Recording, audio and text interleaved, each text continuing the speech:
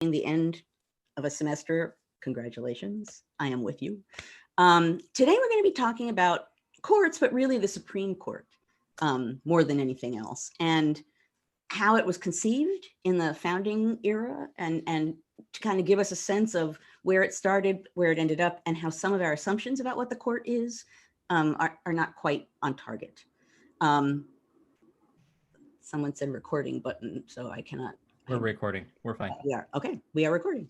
Okay, but before we plunge into talking about the Supreme Court, I am going to shut up and I will let my partner in crime, Matt, explain the rules of the game and the way to ask questions. And if there's any National Council for History Education news, this is a good moment for that too. Well, we always have a little news. We do have two webinars coming, or a webinar and a featured event coming up. For those of you who are unfamiliar with what we've been doing, we actually have a really good one for those of you who are teachers in the audience, with Read, Inquire, Write, which is it's an organization. We'll call it an organization from University of Michigan, and it is really terrific for historical inquiry. They're going to be demonstrating some of their stuff. That will be, I believe, December 8th. And then, of course, December 17th, our big event with Pete Souza, the former White House official photographer for Presidents Obama and Reagan. And we're really looking forward to spending an evening with him. It's an hour-and-a-half event. And it's going to be a great talk and some great conversation. So we're really looking forward to that. As far as the rules for the game for today, please make sure you're using chat. We'd like to hear from you. We'd like to know where you're from, how things are going, what your thoughts are about anything Joanne or myself are saying. We'd like to engage in the conversation there. However, if you do have questions, please make sure to put them in the Q&A section. That is where we will be fielding questions from. We've been a little loosey-goosey on that, so I'm throwing the hammer down today. So make sure you put that in. And as always, my threat is alive and well, which is that if you don't put in questions, poor Joanne is going to have to suffer through my self-indulgent questions, which I have no shortage of. So we other than that, just we're looking forward to a great day today. And if you do like what we do here at the National Council for History Education, please make sure that you you join us. You can go to our website, www.ncheteach.org, and look around. We have great content on our website. And of course, follow us on social media. @HistoryEd is our Twitter handle, and our Facebook is NC4, the number 4HE. So looking forward to seeing you all around there. And with that, I'll turn it back over to Joanne. Okay, excellent. So again, welcome to those, a few more people beamed on. Welcome to History Matters, and so does coffee. It really, really, really matters at this point in the year. So we're going to be talking about, I'm going to move chat out of the way so it won't distract me. We're going to be talking about the Supreme Court today, and I guess, there are obvious reasons why I thought of it, because generally speaking, courts, laws, the electoral process is here, but around that are the question of who enforces what and how things get enforced. So I thought that it would be a good time to talk about the courts. They've also kind of gotten short shrift in History Matters after, 7 months or something. Sorry, legal historians. So I wanted to talk about that today. And the thing that I guess is most striking to me has to do with what we have, I think, probably for a good chunk of the 20th century, imagined that the Supreme Court is supposed to be what we think is happening now, and how that differs in some ways with where the Supreme Court started. So we've had, in many ways, and I, as a non-20th century historian, I cannot tell you when precisely this happened, but there has been in the 20th century, hello, newbie. He has a lot to say about the Supreme Court. There has been in the 20th century an assumption, and I think we've all taken that assumption as being fact, that the Supreme Court is above partisanship, that the Supreme Court is supposed to be not partisan, a kind of supreme power in a way. And we think back and assume that before the semi-recent past, there was this magical times when the court somehow was above politics, and particularly Newby. We're talking about Justice Newby. This is what he does during my classes, I will say. That when you think back to the founding, there was some magical moment when the Supreme Court was, ethereally not partisan in some ways. And so in essence, I think people who are looking at what's going on now and in the, I don't know, we can back up a few presidencies are saying, oh, the court has become so partisan. And, when justices are appointed, they're supposed to be appointed for their legal background, not what party they belong to, et cetera, et cetera, et cetera. So we have kind of conflicted views about what the court is supposed to be, if it's supposed to be partisan or not. So I wanted to go back to the founding era, talk a little bit about what they thought about the court and what they did with it and how it operated as a way to at least give us a better sense of our bearings at this particular moment, when not only is the court, but, originalism and everything else bouncing around. So judicial issues are in front of us a lot these days. Now, one thing I'll say, the sense that the Supreme Court is some kind of, one of my students yesterday talked about something, not the Supreme Court, as a floating brain. And I think that's almost the way that some people imagine the Supreme Court at certain points in history. That there's like a floating brain making wonderful judicial decisions in one way or another. To counter that idea, I want to just mention the fact that for a long time in the history of the Supreme Court justices rode circuit. And what that meant is that for certain times of the year, the Supreme Court justices themselves rode around in different districts, town to town, and acted as federal circuit judges. So they were literally on their horse traveling around in federal courts. No one liked riding circuit. It was tough and it was grueling and unpleasant. You were on the road and you were in inns and taverns and people were sort of mingling with you. And in some cases that meant you could make interesting political connections if you wanted, but just the grittiness of it, people didn't enjoy.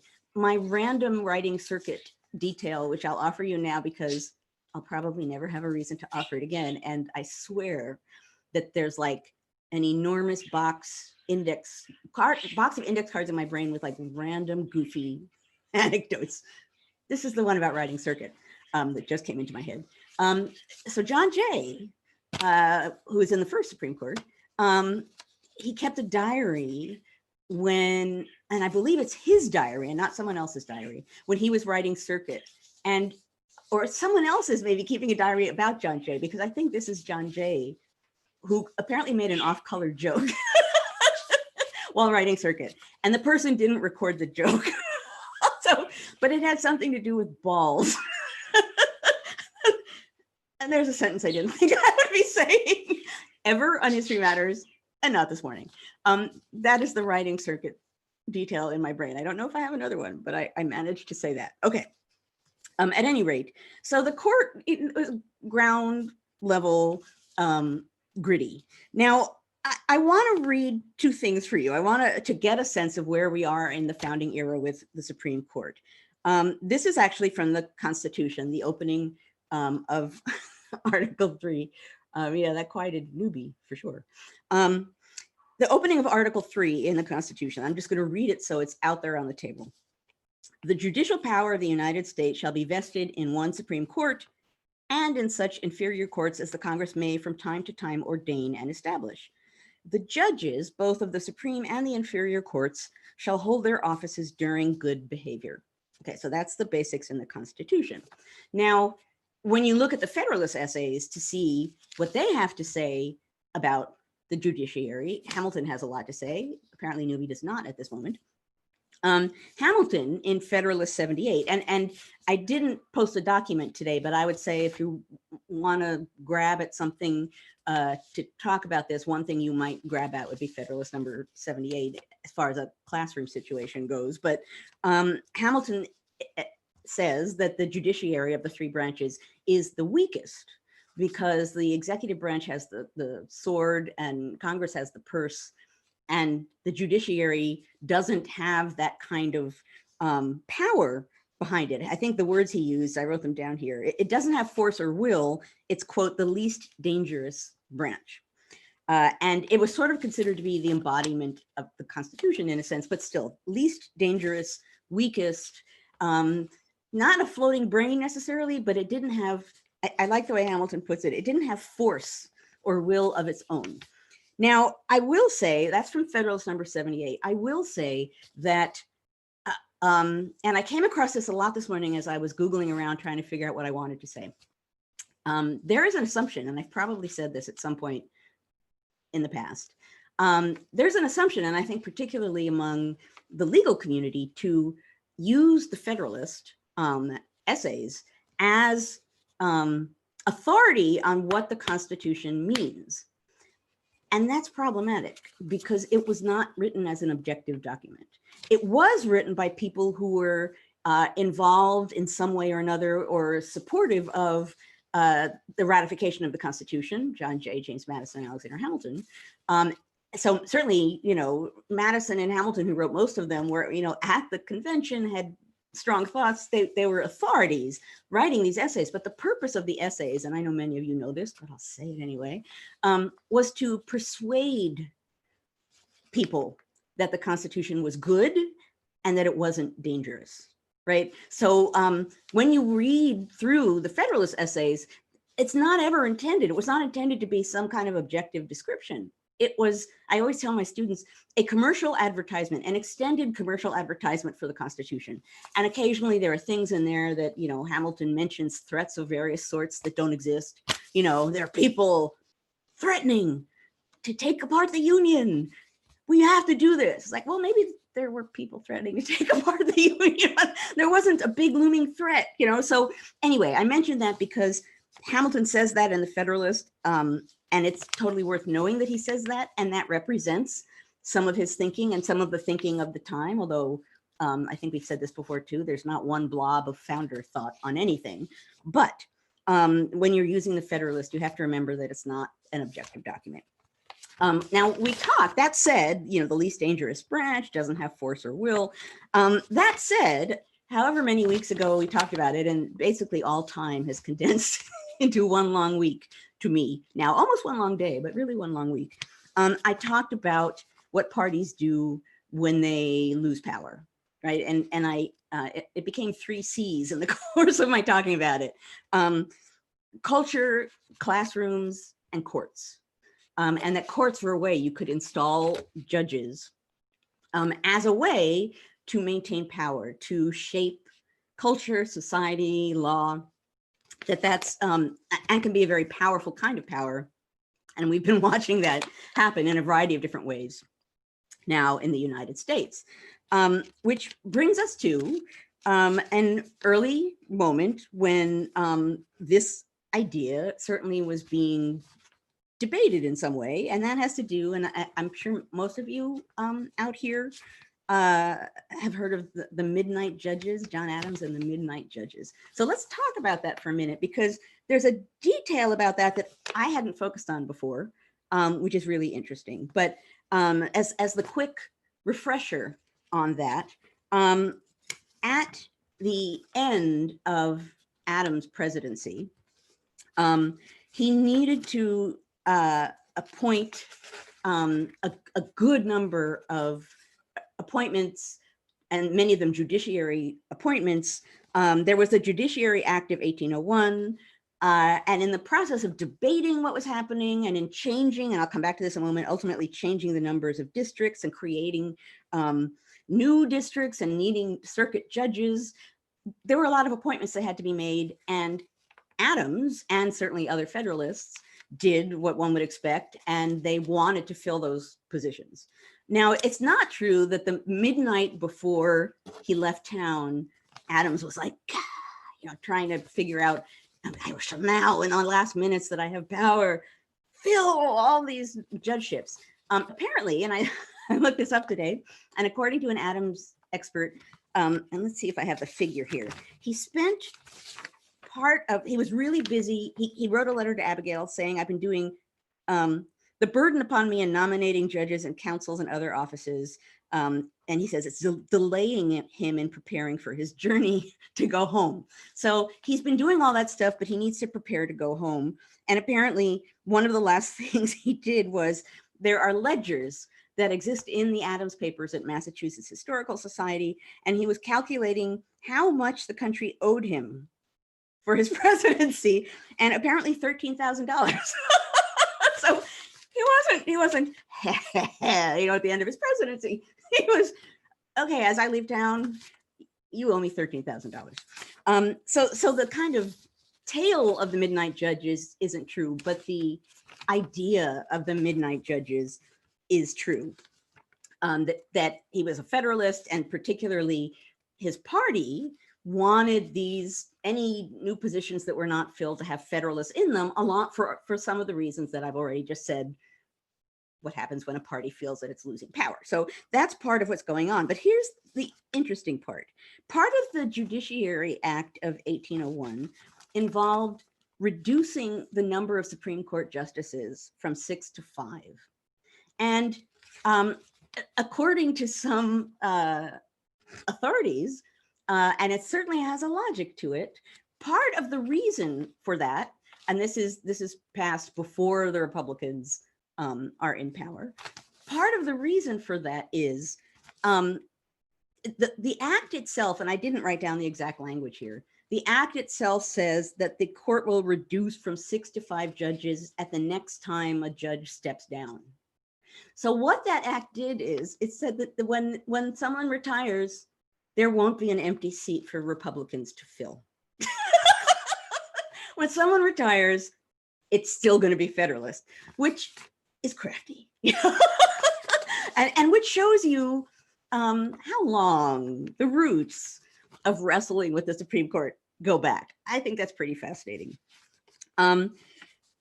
So that's some of what I wanted to talk about. I also wanted to talk about, when we're talking about the Supreme Court being politicized or not politicized, and the ways in which it was, I wanted to mention the first, well, not the first Chief Justice, but the Chief Justice that Adams appointed, again, towards the end of his presidency, which he needed to fill it. And he asked some logical contenders, and he certainly, again, he wanted to fill it. He wanted to fill a lot of these positions when Congress wasn't in the meat of a debate about the judiciary, because he thought, and logically enough, it would not look good for him to be making judicial appointments as Congress talks about the judiciary.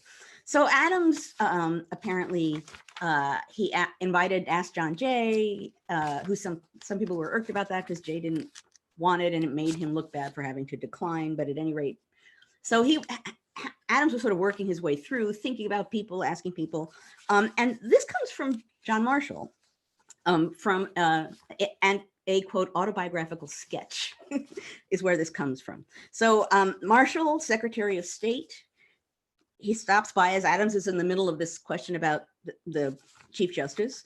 Marshall stops by the president's house to talk about official business as Secretary of State. And not long after Marshall's arrival, according to Marshall, Adams began to talk about what he should do with the court. I want your opinion. And apparently Adams said, well, who shall I nominate now? Like, I don't know what to do. People are declining. What am I going to do about the court? And Marshall, according to Marshall, had no response. So I don't know, maybe he said, I don't know, or he didn't respond. And these are Marshall's words, that supposedly the president wheeled around and said in a kind of a impulse to Marshall, quote, I believe I must nominate you.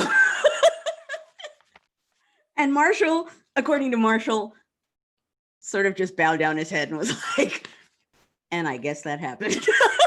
Like, and now this has happened.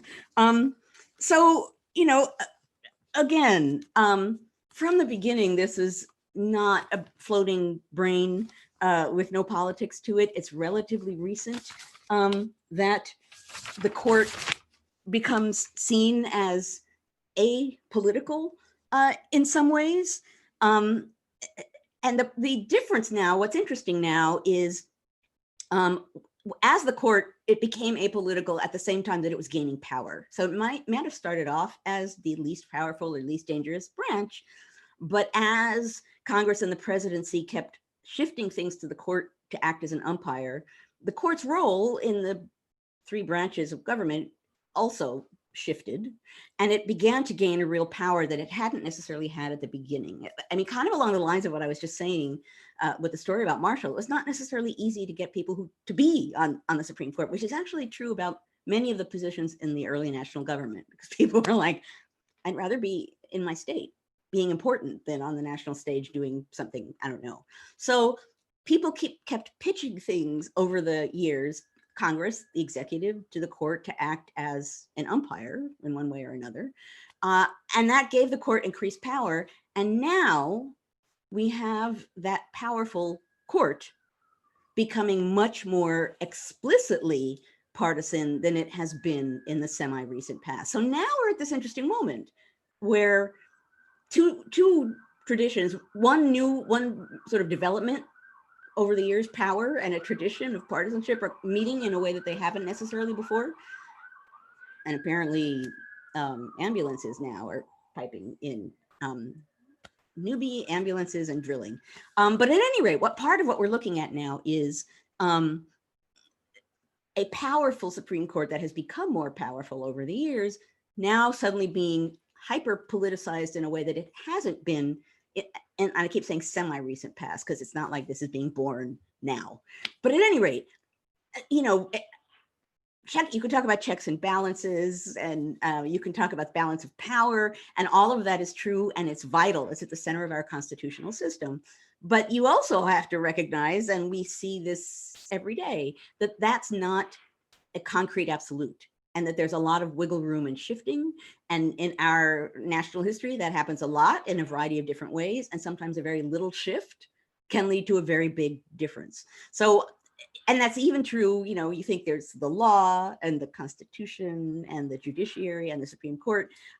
It's true on all levels.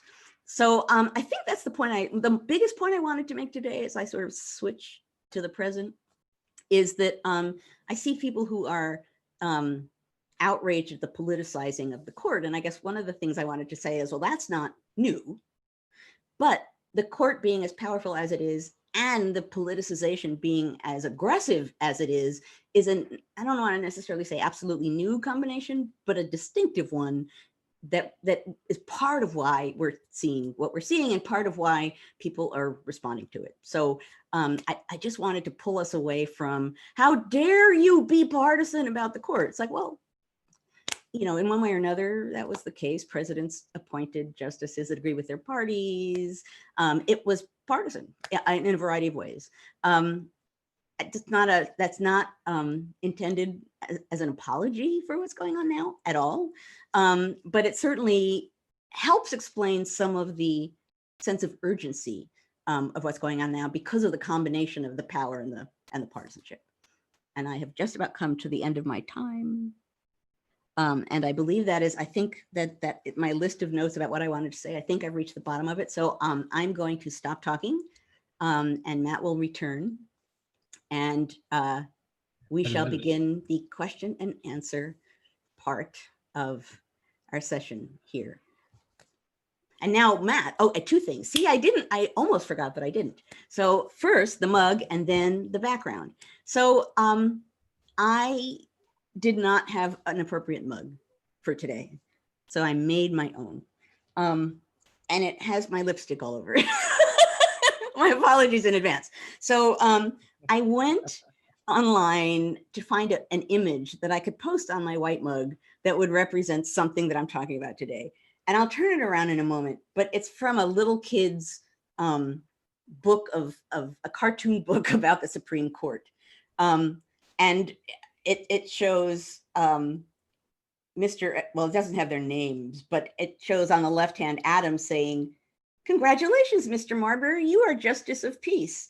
And then Marbury is saying, "Thank you, Mr. Adams. I will promise to do my good job as Federalist." And then on the bottom it says, "Before President John Adams left office, he appointed William Marbury as judge." So this is my little tribute with my lipstick stain on it. My little tribute to what I talked about today. There were a lot of really wacky, I didn't want to just put up an image of the Supreme Court building, which would be boring. So anyway, are you folks still listening, hearing me out there? Because I no longer see Matt. And I'm no longer seeing a comment. Yes, good, you hear me, thank you. Suddenly Matt vanished. So Matt, you have vanished if you don't know that. Oh, there you go, you're back. Anyway, so that was my self-made mug. And I will say that like 2 seconds before I beamed in, because I was rushing around this morning, I was scotch taping that to the mug. It was like last minute. So anyway, I will now stop and Matt will discuss this week's background. Yes, absolutely. Yes, folks, that was me stepping away to tell my children to go outside because it is their recess right now. So you're having a Zoom-tastic time. I went back to this one. This is sort of in my heart. This is for those of you who are not sure. This is the SCOTUS Chamber where they deliberate. And so this is literally the room where it happens. This is where the voting and the bulk of the deliberation takes place before and after writing. So I love this room, and I love the image of like there's lots of traditions there, and the newest justice having to get coffee and things for all the other all the other justices just kind of makes me smile. So so I went with that one. The other one, if you saw my other background earlier, that was from the show Law and Order. So. That's an excellent background. Right, we have 8. I do what I can. So, okay, Francesca, when did the Supreme Court stop riding circuit? Well, vaguely, and apparently, I mean, officially, finally, it was actually, I think, the early 20th century, except that in between the founding and the early 20th century, 1911, it came and went.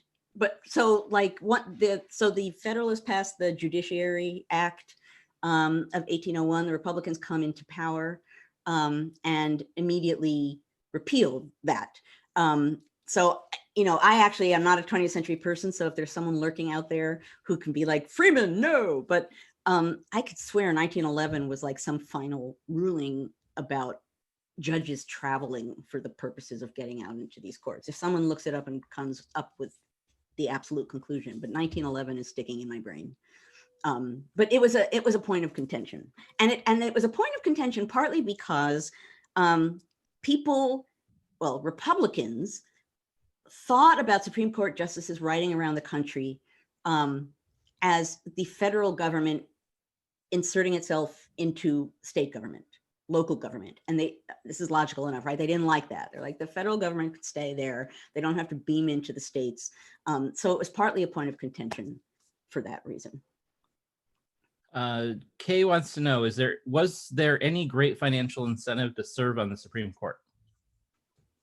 I'm sorry, repeat the question. Was there any great financial incentive to serve on the Supreme Court? Like, what would be the incentive to serve on the Supreme Court? Yeah, no, there would not. I mean, in a sense, there was actually no great financial advantage to serve in any position in the national government at all. I mean, George Washington had a pretty hefty salary. So the presidency, I think it was like $25,000, which in that day was a massive amount, but he was also paying for his own entertainment and other things. So John Adams, I think, had a salary of $5,000, which really pissed him off because he thought it should be higher up. And this is John Adams. So the Secretary of State, Secretary of the Treasury, I think they made $3,000. And I actually don't know offhand what the justices made, but money was not a reason to serve in federal office at all. And as I said, one of the interesting things when you look at the late 1790s, and actually even just the first decade, people are hesitant to step into national office because they assume they're going to be little fish in a big pond and they're not sure if they'll matter. And many people just prefer to stay home. So when we now think of like, climbing to the pedestal, I shall now assume national office. That wasn't assumed to be the case. And sometimes it was difficult to fill positions in the national government because people sort of not sure, do I want to do that? Will I matter? How will it work? Which is kind of the reverse of what one would think. Well, this is not a surprising question, given what we're talking about today. So both Carl and Kevin touched on this, and they want to know about the role of Marbury versus Madison. I knew that would go. I knew you knew it was coming. So yeah. What is the rationale behind Marbury versus Madison, and did that contribute to the politicization of the court? Okay, so the very quick and hopefully accurate, because it'll be very quick, version of Marbury versus Madison is, as my mug instructs us, one of the late appointments when Adams was running around trying to fill positions was to, I believe it was Justice of the Peace, William Marbury, Justice of the Peace in the District of Columbia, which was gaining positions at this time in and of itself. And Adams made the commission, signed it, sealed it, but it did not get delivered to Marbury. And after Adams' presidency had passed, Jefferson basically said the commissions that haven't been sent to people, I don't want those being sent, and I don't want Marbury being given that commission. We're past the presidency, we're at a new point. And Marbury sued to be, Matt, you're frozen. I don't know if you can hear me. But Marbury sued to get that commission, and that is what brought it up ultimately to the Supreme Court. And Marshall, as the Chief Justice, on the one hand said, Marbury had a legal right to the position. It had been signed, it had been sealed. He also said that the Supreme Court didn't have a right to decide who got put in positions or not. So it stepped back, but it said, actually I did include this quote. Marshall wrote, "It is emphatically the duty of the judicial department to say what the law is," which sounds like an obvious statement, but what he was basically establishing in a formal way was what we now call judicial review, which is that the Supreme Court becomes the ultimate authority in a really authoritative way of deciding congressional legislation and whether it is constitutional or not. Now, I was poking around looking at this morning too. I get up early trying to decide what I'm going to say. And one of the things I did look up was judicial review, and I didn't get into the details of it. But it's not as though that was the first time that existed, but it was an authoritative, definitive kind of a moment. There were other moments when courts generally, and the Supreme Court, were kind of in some way serving in that role. So I felt that was important to say, only because we see U.S. history as a moment of, and then judicial review happened with Marbury versus Madison, and nothing is ever that clean. But it represented a noteworthy decision that certainly helped in some way. I can't talk about ways in which it concretely boosted power, but it certainly would have boosted the sense of what the court could do. So yeah, it was a noteworthy decision. It had an impact, and my sense is that impact unfolded as the 19th century unfolded. All right, folks. This is your warning. I'm giving you fair warning here. That we're down to just a couple questions and 20 minutes to go before the after party. People, I think, are talking about. They're talking great, but they're not putting it in the Q&A, so I can't. But they're talking about basketball, and I'm so lost because I cannot talk about that at all. let me actually ask you guys a question. This never happens. Before, let's say, this presidency and the one that came before. So before a justice appointment was blocked and before they were being filled at an alarming rate. What was your assumption, generally speaking, about the politicization of the court? And I'm just curious, and I don't know, you tell me. I do not know, Tom, who the Knicks or the Nets picked. I do not have a sports gene. All I know is 2 players from Michigan State were picked in the draft. So You're way beyond me. Newbie is giving me the side eye, but he is not telling me what he thinks of the court right now. But I'm curious because Joanna, sorry, say your question one more time. Oh, everybody. Okay, sure. My question is that before this presidency and Obama's presidency, when you had like blocking appointments and the politicization in both hands, I kind of wondered what your general assumptions were in a general sense about the court and what it was and what its nature was and what you thought about it, just to kind of get a reading of public opinion of the court. You know, when I start my classes at the beginning of every semester, I will sometimes ask students their general opinion of the thing that we're going to be learning about, partly to inform myself and partly because then at the end of the semester, I can come back to that and say, so you came in thinking this, now what are you thinking? And in both ways, it's good for me to know, but it's really instructive to see how the semester shapes thinking. So I guess I'm just curious to get your read. And I see people starting to answer here. Politicization seemed more subtle and less blatant. More about qualifications. They were supposed to at least appear neutral. Yeah. Supposed to be apolitical. That's tough though. I don't know that it was never ever supposed to be apolitical. Well, that's why I'm asking. It's a question of what it is supposed to be, but what we assumed about it, and it's right. The second one that I'm really curious. Independent is different than apolitical. Yeah, but I think Americans think the latter, right? Yeah, I agree. Which is interesting. It felt less emotionally, politically charged, Eric says, and that is really true. As a matter of fact, when I was reading this morning about the Supreme Court and the emotion over the court and the emotion over appointments and the thinking about the emotion of the campaign and the election and the fact that the emotions of different partisans and the emotions of the president are all of that is right here.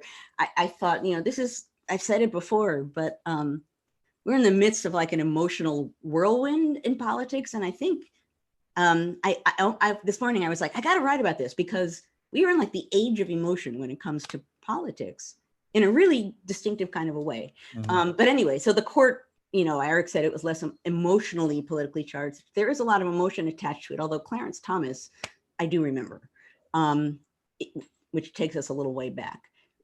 So Joanne, again, being self-indulgent here, we've talked about in the past sort of how emotion was a key aspect of public life in the early republic.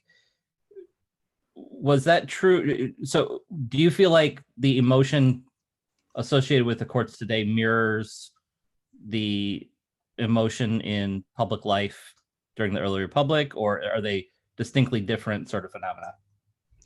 Generally, politically? I think,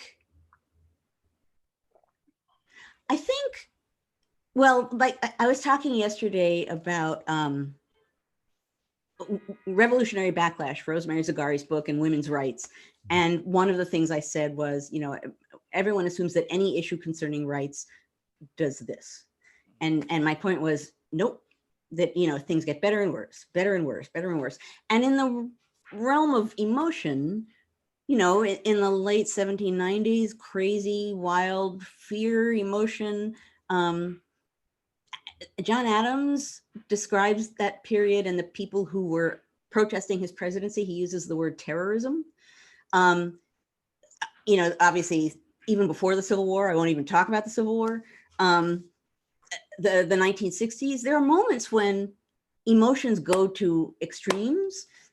What's interesting now is that they're being talked about in such a concrete way. They become part of the campaigning, right? Your feelings don't matter.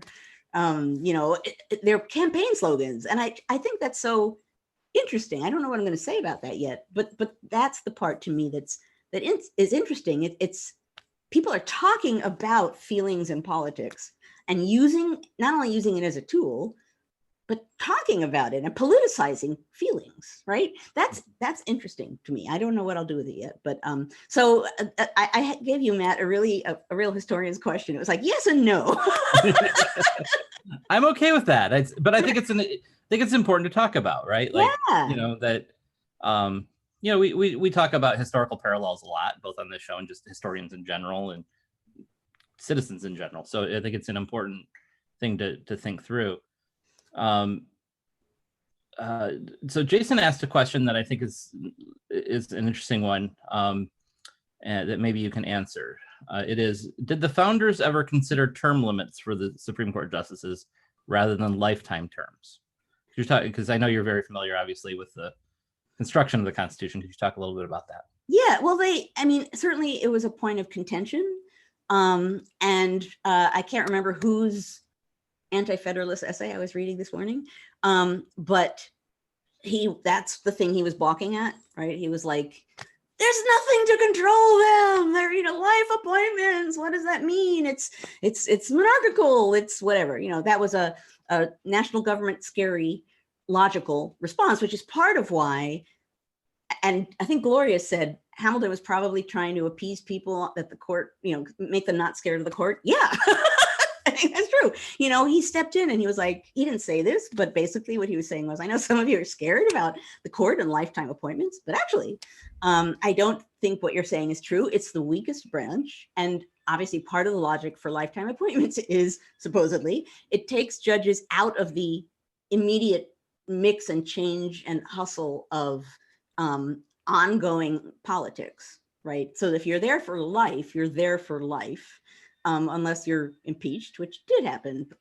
Jefferson actually put that into motion. But if you had a shorter amount of time in office, it would be easier to get in there with you and manipulate you in some way or another. So the idea, like Hamilton was he was in favor of lifetime appointments for a lot of things he shouldn't have been, like the presidency.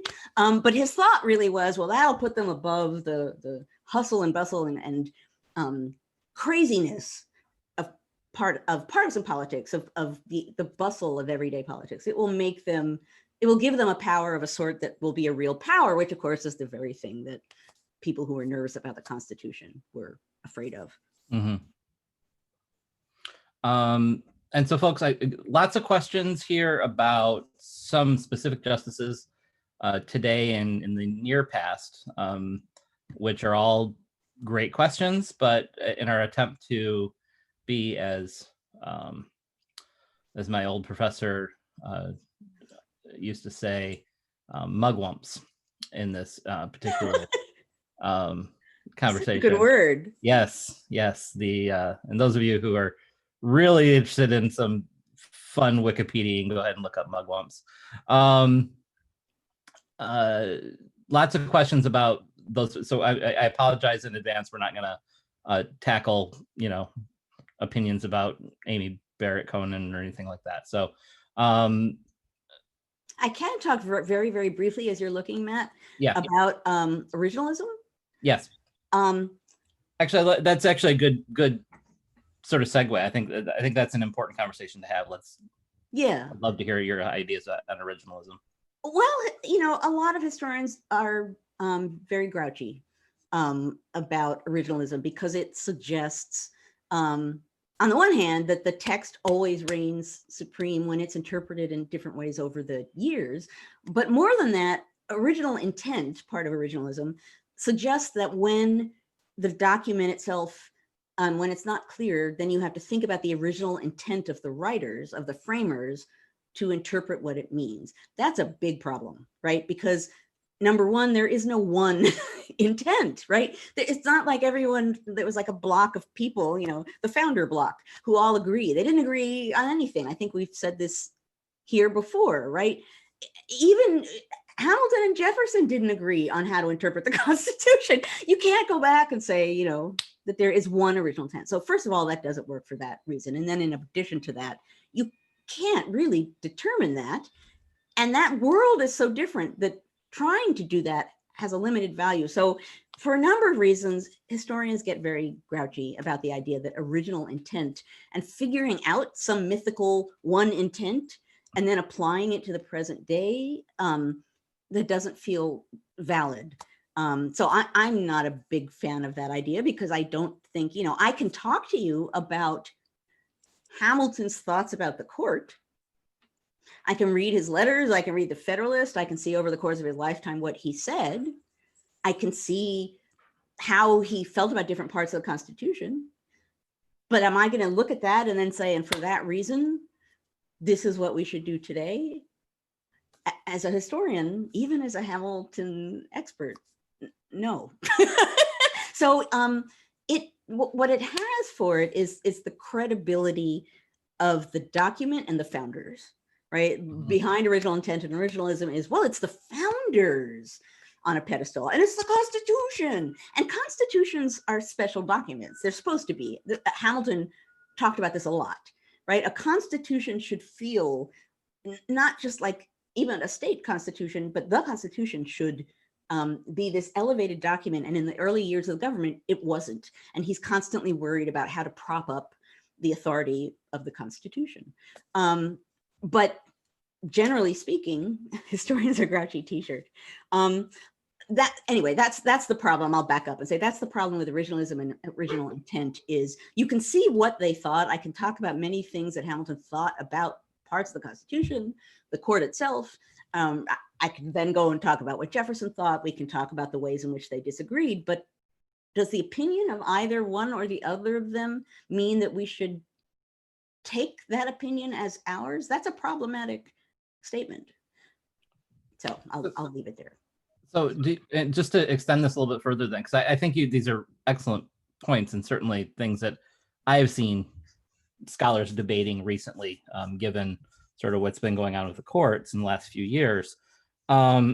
Excuse me. Can you talk a little bit about how the difference between originalism and strict constructionist interpretations of, do you see a difference between originalism and strict constructionalism, or do you see, and maybe how do you think about those playing out today?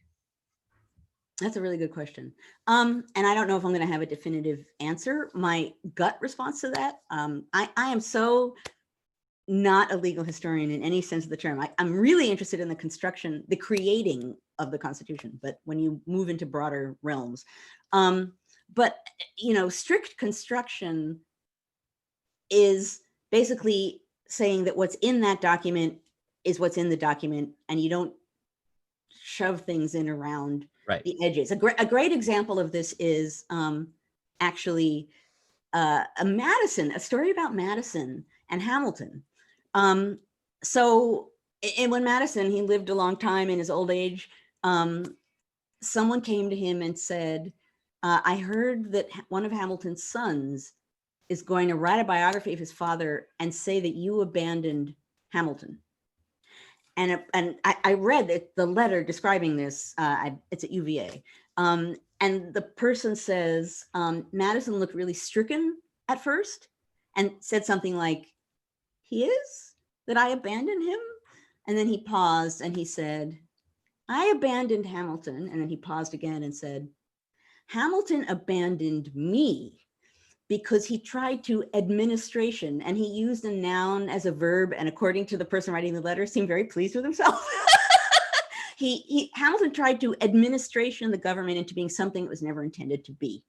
So right there, what Madison is saying is, we talked about and agreed in many things about the government, but then Hamilton, when he became Secretary of the Treasury, was administrationing his way into adding things on. When you look at a great way to see strict construction in process is the debate over a national bank, where, Jefferson says, what's in it is in it, and what's not in it is not in it. And that's the document allows certain powers and doesn't go beyond that point. And Hamilton says, well, that's ridiculous because it can never contain everything, and better to say you can't do things that are unconstitutional and to allow for that expansion of power. So that's strict construction, but that's not the same thing as originalism. Mhm. Although it's still text-based, I guess. And do those have, and sorry, again, I'm being terribly self-indulgent today because there actually are other questions, but I wanted to mention one thing only. yeah, go ahead. Liz said that Annette Gordon-Reed said at a recent event that when she gets asked what Jefferson would think if he appeared today, that he'd talk about technology. I say that all the time. I think I've said that several times here too. Yeah, if the founders beamed in now, the first thing they're going to say is not, what are you doing with the Supreme Court? As I said before, like, what is the metal thing in the sky? And why is this screen talking to me? I mean, think of, that's the place where, I can't even imagine. So yeah, I totally agree with that. Okay, I'm sorry. Now go ahead. No, and I had just a follow-up question to that, was just because we've touched on the idea of presentism, and I think this is a good context just to clarify what presentism is, and perhaps with respect to this idea of originalist, strict constructionalism, interpretive approaches to how the court operates. So would you mind elaborating just on presentism just a little bit? Because I think it's an important concept for our audience to kind of just be aware of. Sure. And I will offer a sort of gut definition, which probably will not contain all the subtleties I would want to as a historian. But presentism is imposing the present moment on the past when you look at it, and it's not unrelated to what we've been talking about. Historians think about presentism and are accused of presentism all the time if they very clearly are like putting some kind of modern sensibility into a moment in the past and pulling meaning from that in a way that the people at the time couldn't have seen. So it also has to do with the modern day and imposing aspects of the modern day onto a moment in the past, which gets it really, talk about history matters, gets it really much bigger issues, which is how does the present reckon with the past, and what role do texts have in that? What role do legal texts have in that? What's the connection between present and past? That's maybe the biggest question. Maybe that's the reason why History Matters started in the first place. I have just asked the biggest question. It may have been a mildly loaded question. I admit that. Well, but in a good way. It's a good question. It's a good question, and it is in some ways the essence of the study of history, because as a historian, I have to think about me and now and the ways in which that is affecting the lens through which I'm looking at whatever I'm looking at in the past. So, I draw conclusions based on evidence, and then, like any historian, I have to step back and think about the past versus my assumptions about the past. I had a student, one of my undergraduates, say, I'm not going to be able to recreate it, but it was something like, this is what I think is happening in this instance, and I'm trying to find it in the newspapers. And I said, no, like, you're interested in that thing. You could keep that thing in mind. But what you need to do is look through the newspapers with the vague idea that that is the thing you're interested in and see what they tell you, right? So the second is what a historian would do. I'm interested in party politics in 1792. I will look through newspapers looking for that, rather than say, boy, extreme party feelings, or even better than that, a lack of party feelings happened in that era. So I shall now look in newspapers with that present assumption in my mind and find it. You can find anything you want to find in the past if you want to find it. This is why founder quotes are used so often out of context, right? Is that you can always find a founder quote, even if it's half of a sentence. The founders will always have said something that you can use and put to political purpose. You can cherry pick history and you can make it say whatever you want. And that's why the evidence is so important, right? And that's why not even just one piece of evidence. It's why it's part of the craft of history is trying to be at least deliberate and informed rather than random and driven by an agenda in the way that you're thinking about the past. Which is sort of a good segue into what I think should be our last. We're already at 11 o'clock, but yeah. I know. It goes quick. It really does. But that segues, I think, what should be our last question for the day. And Kevin asks, like, how would you recommend, what would you recommend that we stress when discussing federal courts with our students? While it quickly becomes a political institution, wasn't meant to be above partisanship. In other words, did the framers envision the federal courts from the convention? This is needed starting point for these discussions in class. So this question of what it was meant to be versus what it became.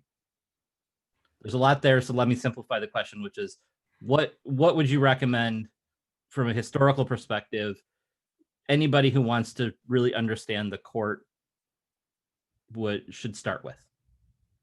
Well, I guess, I mean, just teaching, if you're talking about the court in that founding period. Yeah, I think that's what he's talking about. You know, there are a couple things, like thinking about how I would teach that period in a really broad sense, there would be a few things that I would bring up. And one of them is the fact that there were no organized parties. So right there from the get-go, you can't look at the Supreme Court and say they assumed that, you know, party politics would shape what was going on, because they assumed there would be partisanship and they assumed there would be clashing views, but there was not an organized war that people were thinking about yet in the early part of the early republic. That became clear that was not going to be the case later, but still, the fact that they didn't assume parties were there, the fact that people didn't know yet whether the system would work, whether individual laws were just or would work, the improvisational nature of that period, the court is not unconnected to that. So I guess in a sense, that's a long way of saying I would talk about that moment as a moment in time of how people thought about government and law. And I would fit the court into that because it's part of that system and part of that thinking, and not an institution sort of looming above. And, you know, I guess if I were looking for the mechanics of it, I would probably look at the notes from the convention about what people said about it. I would go to the Federalist and grab that too, and probably get some anti-Federalist papers. And right there, you could see people wondering about the power of the court and what it should do. And that would drive home the issue that there wasn't a clear answer. And in a sense, there often isn't a clear answer, that this is an argument, and it's an argument that goes all the way back. So that's my general assertion there. And I just see someone said, I don't know if it's to me, but you're skipping Thanksgiving next week. Yeah, I'll talk about that in just a second. But yeah, no, I think that's that's really, really helpful, because you know, everything we've talked about here or you talked about here today, you know, really helps us anchor this concept in some, you know, this idea of the court as a, you know, right. All capital letters. Yeah, exactly. In some real history that I think is important for hopefully our audience found it as helpful as well. So I'll say my spiel and then I'll turn it over to you to end, and then we'll head to the after party. Friends, thank you all for a great time today. There were some questions about the Pete Souza event. Excuse me. Those will be, we're going to start promoting that tomorrow. So we'll start looking for registration for that starting tomorrow. And then we will be off next week. It'll be December before we see each other again and live and in person, as we understand it. So I just want to tell everybody happy Thanksgiving, happy Indigenous Peoples Day. And if you're so inclined, happy Friday, Black Friday / Cyber Monday, if that's also a holiday for you that you happen to celebrate. Do be on the lookout. Joanne and I will put our heads together and see about maybe pre-recording something. We had talked about that. But we talked about it, and I woke up this morning thinking, I mentioned it, and then I forgot to so there something may appear, not live, but recorded. And my thought, well, I won't tell you my thought, because if I can't live up to it, that'll be bad. Exactly. We might put a recorded thing up on next Thursday so that we will have a straight, unbroken record, however many months we've been going. And then in the meantime, so watch out for that. And as always, if you do like what we do here at the National Council for History Education, please join us at www.ncheteach.org. With that, I'll turn it over to Joanne to end our wonderful day today. And thank you, everybody. I just want to say one last thing, which is not about the court at all. But when I talked about this on Twitter, people responded. And so that is, I am not going anywhere for Thanksgiving. I am sitting in my apartment. I live in, right now, I mostly live in New Haven, but right now I'm in New York in a small studio apartment. So I have been in one room since February, I will say, by myself. And I last week, maybe early last week, found a place that basically most places when you try to order Thanksgiving, they'll sell you a meal for 8, a meal for 10. It's like, well, that's not good. But I found a place that does a meal for 2. So basically the short version of this is I am not going anywhere for Thanksgiving. I'm going to stay at home. I bought myself yummy food so I'm going to have a little sort of Thanksgiving-ish moment by myself. I even considered Zooming with someone during it. I have not decided what the heck I'm going to do, but that's a long way of saying, if you aren't going somewhere, that's a good thing. If you're deciding, stay home and make a good holiday for yourself. You can do that. And you can do all kinds of things that you couldn't do if you went somewhere, hang out in your pajamas, all kinds of things. So at any rate, my final plea here is just take care of yourself, take care of everybody else, have a really good Thanksgiving, Indigenous Peoples Day, next Thursday day, everybody. If you are traveling, please be safe and be thoughtful about it to protect yourself, and remember to watch out and see if there's like a little moment for us on Thursday if we come forward with something to say, because we're going to think about it. Seriously, think about it. Yes, we will. And in the meantime, everybody stay safe. And as always, thank you for coming, for making this community the community that it is, and for making Thursday mornings so special, and for everything that you're doing for NCHE and for history. I'll stop with that. Thanks, Okay. everybody. We'll see you in a couple weeks. Okay. And now the after party. For those